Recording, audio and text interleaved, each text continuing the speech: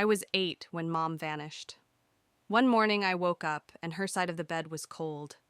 Dad said she'd gone to visit Grandma in the hospital, but Grandma lived 3 states away, and Mom never took trips without packing my favorite stuffed rabbit in her suitcase so I wouldn't miss her too much. Days turned into weeks. Dad's answers got shorter. She's still sick. She needs rest. Stop asking, Emily. The house felt wrong without her. No humming in the kitchen while she made pancakes shaped like hearts. No soft hands brushing my hair at night, whispering that monsters weren't real. Just Dad's tired eyes and the way he flinched whenever the phone rang. I decided she left because of me. I remembered the fight, the one where I screamed that I hated her for not letting me stay up late. I'd thrown my plate on the floor, spaghetti sauce splattering like blood on the walls. She'd cried. The next morning, she was gone. It made perfect sense to my 8-year-old brain.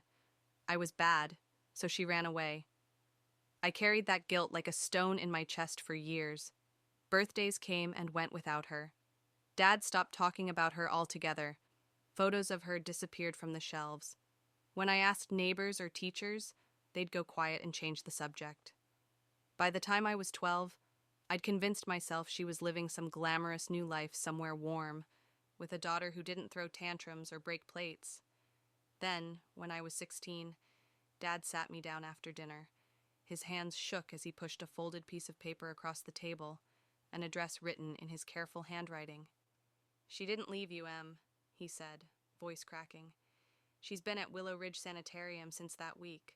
Severe postpartum psychosis after your brother was stillborn the year before. She lost touch with reality, started hearing voices telling her she was dangerous. To you. She begged me to take her away before she hurt you." I stared at him, the words not making sense. "She thought she was protecting you by leaving," he whispered. "She didn't trust herself anymore." The drive to Willow Ridge took 2 hours. I clutched the address like a lifeline. Dad had visited her every Sunday for 8 years, alone, because the doctors said it might upset her to see me, to see the child she believed she'd failed. They led us to a sunlit common room. She was sitting by the window, thinner than I remembered, hair streaked with gray.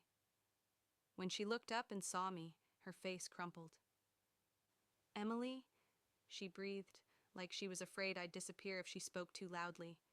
I ran to her.